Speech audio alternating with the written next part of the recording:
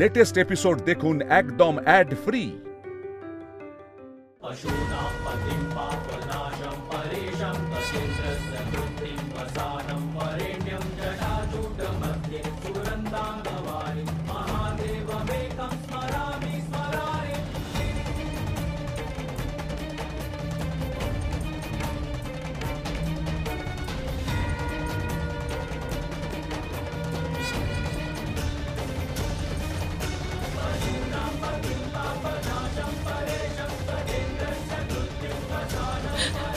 মহাদেব, মহাদেব, আমার প্রার্থনা শুনুন মহাদেব।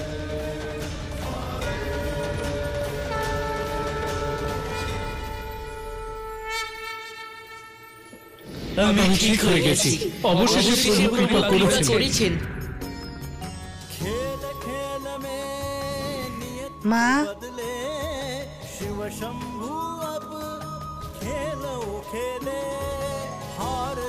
সোনা আমার, शंकर भला किससे हारे ओ शंकर।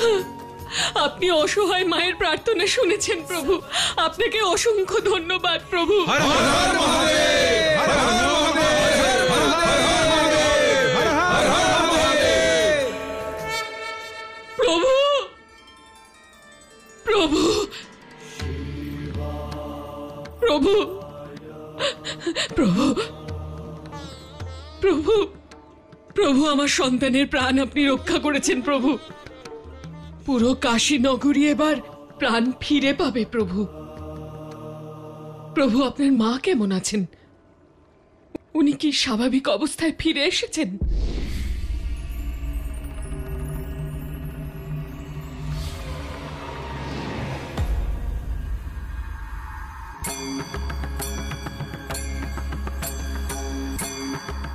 না,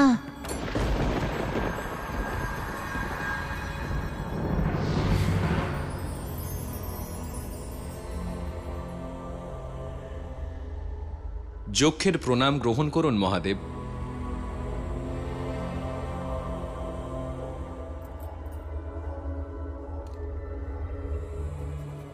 প্রকট হওয়ার কারণ বলুন যক্ষদেব। আপনার মাকে আগের মতো সুস্থ করে তোলার উপায় বলতে এসেছি। হ্যাঁ প্রভু, আমরা জানি সেই উপায়। বলুন যক্ষদেব, কি সেই উপায়? নীলবৃক্ষে ফোটে যে পুষ্প, আপনার মাকে পাষাণ মূর্তি থেকে ফিরিয়ে আনবে সেই পুষ্প। এই পুষ্প আমি কোথায় পাবো যক্ষদেব? অন্তরিক্ষের আর এক সৌরমণ্ডলে এক নির্জন গ্রহ আছে, সেই গ্রহেই এই পুষ্প ফোটে। কিন্তু ওই গ্রহে নীল বৃক্ষের পুষ্প খুব সহজে পাওয়া যায় না প্রভু।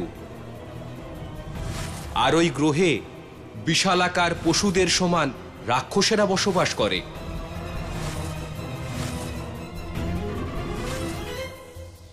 সেই জন্য ওই বৃক্ষের কাছে পৌঁছানো শুধু কঠিনই নয়, অসম্ভব। কিন্তু একটা কথা মনে রাখবেন প্রভু, কোনো ভারী বস্তু সেই বৃক্ষের নিকটে যেতে পারে না। গেলে সেই বৃক্ষের ক্ষতি হতে পারে। সেই জন্য খুব হালকা আর কোমল বস্তুই ওই বৃক্ষের নিকটে পৌঁছতে পারে। আর ওই নীল বৃক্ষের পুষ্প নিয়ে আসার সব থেকে বড় কঠিন বিষয় হলো ওই রাক্ষসদের কোনো ক্ষতি না করে ওই পুষ্পের প্রস্ফুটিত হওয়ার প্রতীক্ষা করতে হবে আর তারপর নিয়ে আসতে হবে। যদি কোনো ক্রমে ওই বিশালাকার রাক্ষসদের সাথে যুদ্ধের পরিস্থিতি তৈরি হয়, তাহলে ওই পুরো গ্রহ এবং ওই বৃক্ষের বিরাট ক্ষতি হয়ে যেতে পারে। তাই অত্যন্ত সাবধানে ওই জীবনদায়ী পুষ্পকে আনতে হবে প্রভু। উপায় বলার জন্য আপনাকে অসংখ্য ধন্যবাদ যক্ষদেব।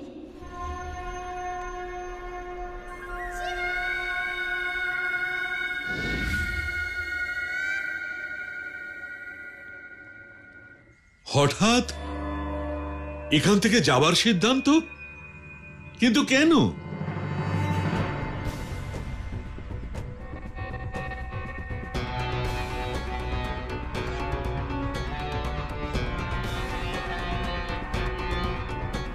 দেবী অনসূয়ার প্রাণ আর শিশু ভোলানাথকে ফিরিয়ে আনার জন্য আমরা হিমালয়ে তপস্যা করতে যেতে চাই। আমাদের অনুমতি দিন ঋষিবর। না না সনত কুমারেরা, তোমাদের আমি কখনোই এই অনুমতি দিতে পারি না। তোমরা তো সবাই জানো যে তোমাদের সকল প্রকারের দায়িত্ব নিয়েছেন দেবী অনসূয়া। আর যখন দেবীর এই অবস্থা, তখন স্বাভাবিকভাবে এই দায়িত্বটা আমার। আর এই পরিস্থিতিতে তোমাদের হিমালয়ে গিয়ে তপস্যা করার অনুমতি আমি দিতে পারি না। তবে ভুলে যাবেন না ঋষিবর যে দেবী অনসূয়া আমাদের কোনো ইচ্ছারই বিরোধিতা করতেন না, আর তাই আপনিও তা জানি, আমি সবকিছুই জানি, কিন্তু তা সত্ত্বেও আমি এই অনুমতি দিতে পারবো না। আপনি নিশ্চিন্ত থাকুন ঋষিবর, আমরা শিশু ভোলানাথ ফিরলে আর দেবী অনসূয়া যখন সুস্থ হবে তখনই ফিরে আসব। অর্থাৎ সমাধান খোঁজায় বাধা উপস্থিত করা ঠিক নয়। এবার আমাদের অনুমতি দিন ঋষিবর।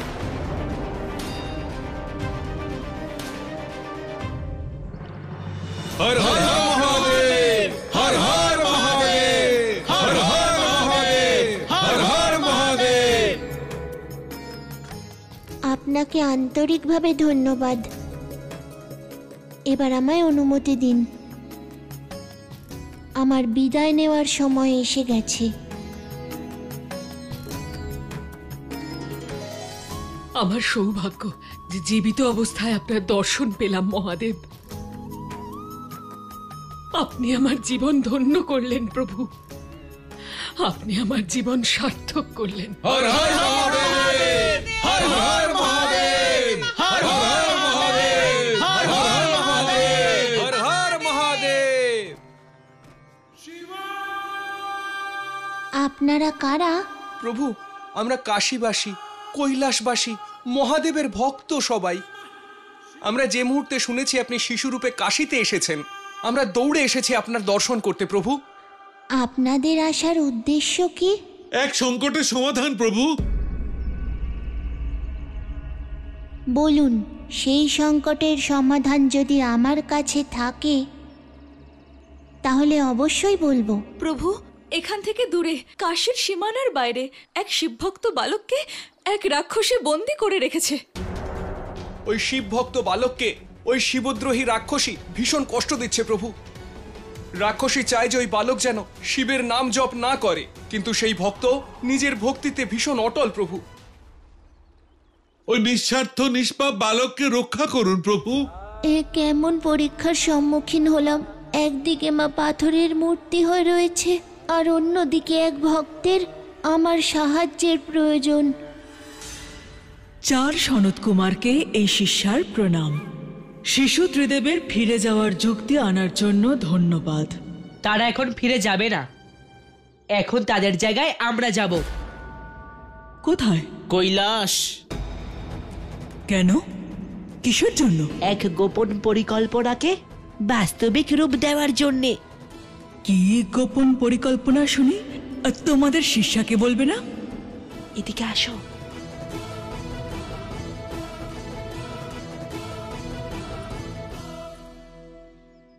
কৈলাসকে নিজেদের অধীনে নেওয়ার জন্য।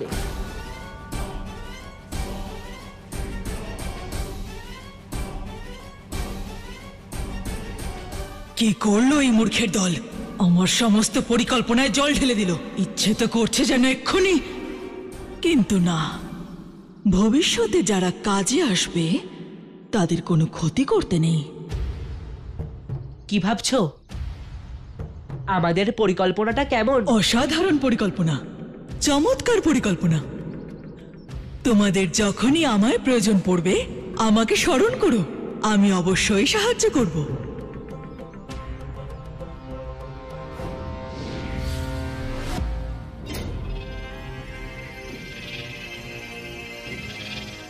এই মায়াবী দণ্ড তোমাদের শিষ্যার পক্ষ থেকে গ্রহণ করো। এই দণ্ড নিয়ে আমরা কি করব?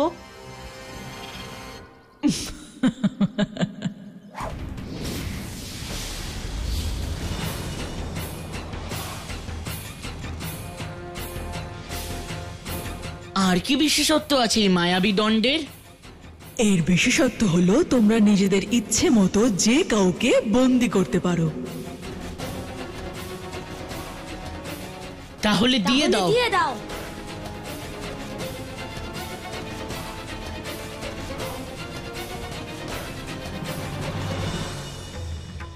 ওম নমঃ শিবায়, ওম নমঃ শিবায়, ওম নমঃ শিবায়। সতর্ক থাকতে হবে যাতে ও শিব ভক্তির প্রভাবে পড়ে আমরা না মন্ত্র জপ করা শুরু করি। ওম নমঃ শিবায়, ওম নমঃ শিবায়, ওম নমঃ শিবায়, ওম নমঃ শিবায়। ক্ষমা করবেন, ও ছোট বালক। ও বালক নয়, ও শিব ভক্ত, আর শিব ভক্তের দণ্ড হলো শুধুমাত্র মৃত্যু।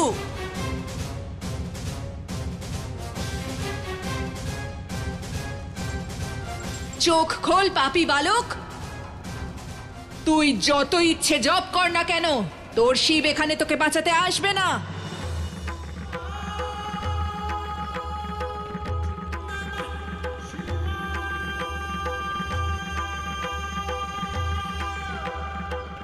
সেই জন্য শিবের জপ করা ছাড়, আর আমার শরণে আয়, আর আমার নামের জপ আরম্ভ করে দে।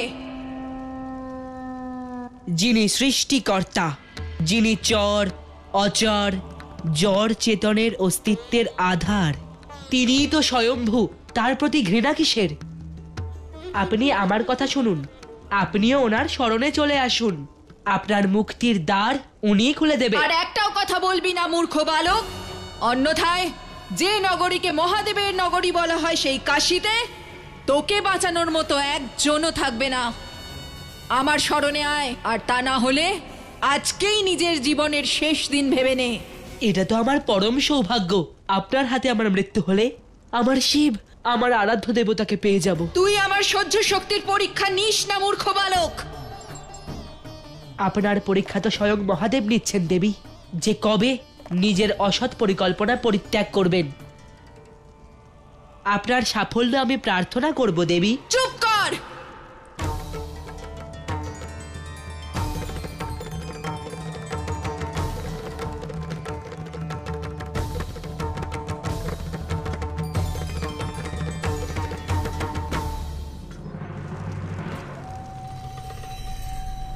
এবার আমি দেখি তোকে বাঁচাতে কে আসে। যার নাম তুই জপ করছিস সেই শিব, নাকি অন্য কোনো বীর শিব ভক্ত? জীবন মৃত্যু নিয়তির হাতে, না কেউ দিতে পারে না কেউ নিতে পারে। পাপী মূর্খ বালক, এই আগুন তোকে পুড়িয়ে ভস্ম করে দেবে, আর সবার কাছে সংবাদ যাবে যে আমার ক্ষেত্রে শিবের নাম নেয় যারা, তাদের বিনাশ কি কষ্টকর হয়। দাঁড়াও।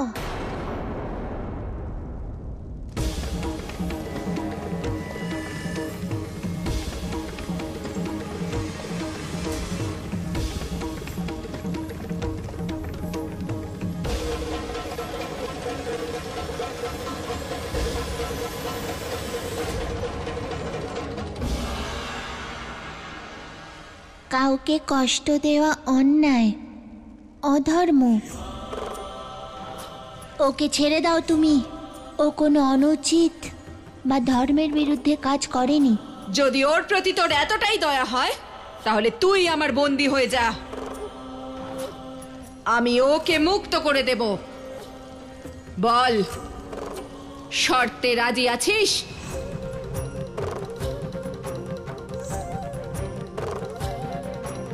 আমি তোমার শর্তে রাজি আছি। আমি তোমার বন্দী হতে প্রস্তুত।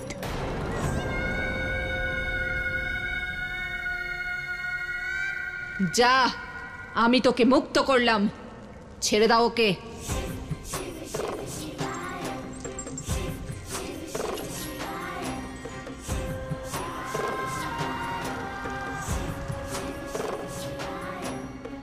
প্রভু,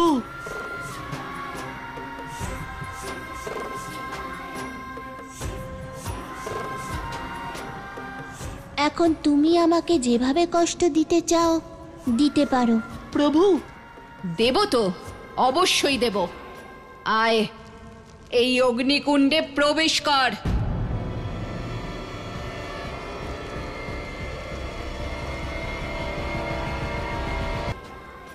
আয়, এই অগ্নিকুণ্ডে প্রবেশ কর।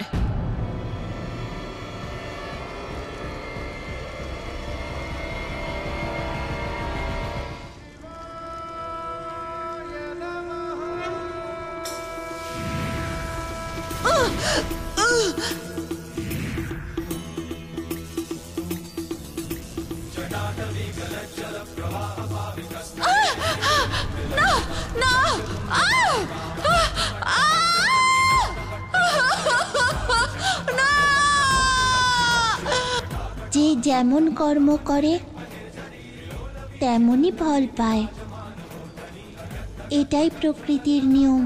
বাঁচাও, বাঁচাও! আমাকে এই আগুন থেকে বের করো। আমি কথা দিচ্ছি, আমি এরপর থেকে কাউকে কোনো কষ্ট দেব না।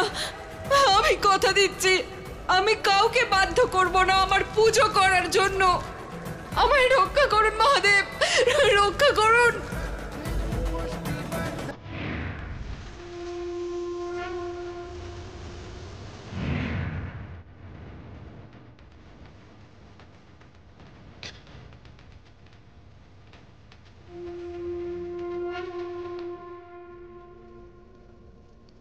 অহংকারই হলো সব দুঃখের কারণ।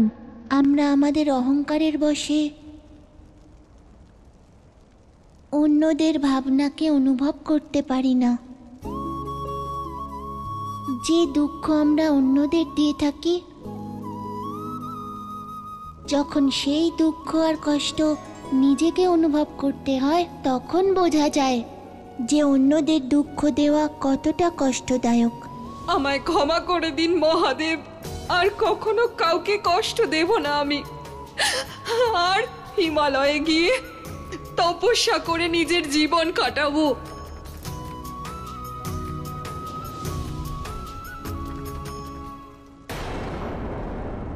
একটা ছোট্ট কাজও ভালো করে করতে পারলে না তুমি। তোমার কাছ থেকে কিচ্ছু আশা করা বৃথা। এখানে আর পাথর হয়ে দাঁড়িয়ে থেকো না, যাও। গিয়ে অনসূয়ার গৃহের চারপাশে এমন উপদ্রব করো, এমন উৎপাত করো, যাতে ওরা নিজেরাই কোথাও চলে যায়, অনেক দূরে। যাও এখন। হ্যাঁ মা। কাকে দূরে যেতে বলছেন মা?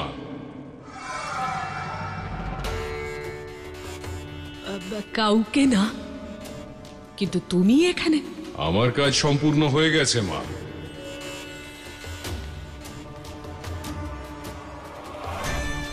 জানতে এসেছি যে তারকাসুরের তপস্যা কখন শেষ হবে, আর কখন আমি ত্রিলোকের অধীশ্বর হব। কিন্তু এখানে আসার সময় আমি যা শুনেছি তাতে তো অন্য কিছু মনে হচ্ছে। আপনারা আমাকে এখান থেকে তাড়াবার চক্রান্ত করছেন না তো?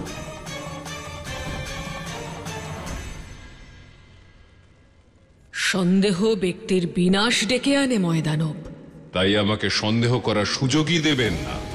নিজের কথা বজায় রাখার চেষ্টা করবেন, না হলে এই ত্রিলোকে আমি এমন উপদ্রব তৈরি করব যা জগৎ সংসার কোনোদিন ভুলতে পারবে না। কল্পনারও অতীত হবে আমার উপদ্রব। এই কাজ করার তুমি সুযোগই পাবে না ময়দানব। না হলে এই ত্রিলোকে আমি এমন উপদ্রব তৈরি করব যা জগৎ সংসার কোনোদিন ভুলতে পারবে না। কল্পনারও অতীত হবে আমার উপদ্রব। এই কাজ করার তুমি সুযোগই পাবে না ময়দানব। মা, তুমি এভাবে মূর্তি হয়ে গেছো। আর ভাই শিব এই সংকটের মুহূর্তে জানি না আমাদের ছেড়ে কোথায় চলে গেছে। এ আমাদের কোন ভুলের দণ্ড দিচ্ছ মা? তোমরা দুঃখ পেও না পুত্র। তোমাদের ভ্রাতা শিব মাকে সুস্থ করে তোলার উপায় বার করতে গেছে। আমার দৃঢ় বিশ্বাস যে ও শীঘ্রই ফিরে আসবে। তোমাদের মা সুস্থ হয়ে উঠবেন।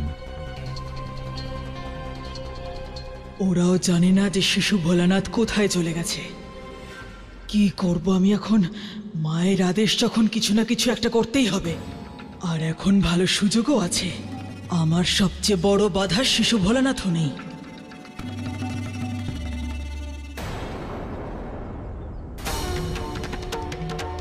শিশু ভোলানাথ কোথা থেকে এলো?